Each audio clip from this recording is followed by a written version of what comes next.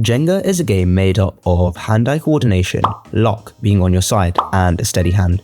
Most people would think that there are no steadfast ways to beating Jenga, but really, there are certain strategies that you can use to put yourself in a better position. This involves certain tactics you can employ, as well as the do's and don'ts when playing this game. So, here's how you can beat Jenga every time. To start, you want to remove center blocks in the early game.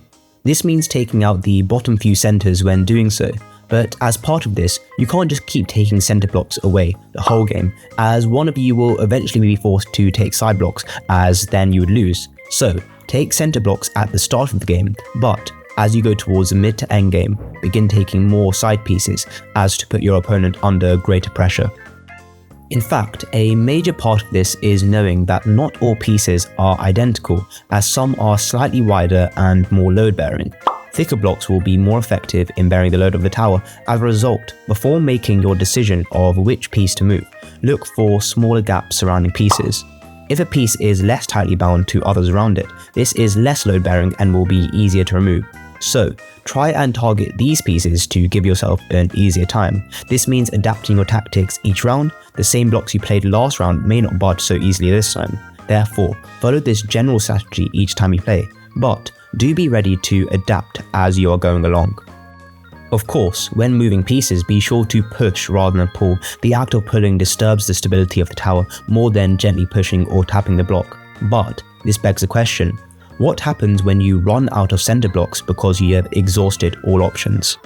While frowned upon, when you run out of center blocks, move side blocks to the center to re-establish balance, moving the blocks gently by tapping them on the side until they are positioned in the center of the tower. The key is to maintain the center of gravity to prevent the blocks above from falling. While this may get some questionable looks and does require some skill, this is a perfectly legal rule, but really should only be used in a must-case scenario, as it creates more risk for yourself if you decide to play it on a whim. In fact, when eliminating blocks from the left side, place it at the top of the tower on the right side and vice versa for the right. This is a general rule of thumb for most situations. However, in a position where the tower is becoming increasingly unstable, by placing a block on the same side it has been taken from, it means you can put your opponent in even more difficult positions and cause them to lose in the subsequent turn. This is down to judgment in the game, as timing this incorrectly can mean you put yourself at more of a disadvantage. Just remember that the timings you choose to make these moves are key. In a situation where the tower is somewhat stable, placing the block on the same side at the top really has no effect. However, doing this when the tower is less stable offers a high risk, but possibly a high reward alternative. This is why you should always think one move at a time. It is impossible to think ahead when playing Jenga. Your next move is really dependent on what your opponent does and how it affects the tower's stability.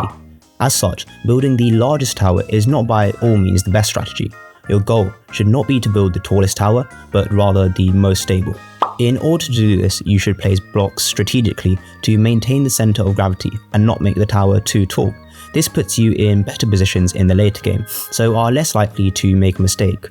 Of course, this is a valid strategy and is very dependent on your skill level. Those with less steady hands and fine coordination can utilize this method as a safe and sound way to make your opponent make a mistake. However, for those of you with more Jenga XP, or just if you want to play recklessly on occasion, you can continuously take off side pieces and place them on the same side when the situation is ideal for it. As such, playing like this may get you a taller but more unstable tower, at which point luck and risk come into much more play. Given that you are now a casual Jenga professional, a donation in the form of a like and subscribe are much appreciated.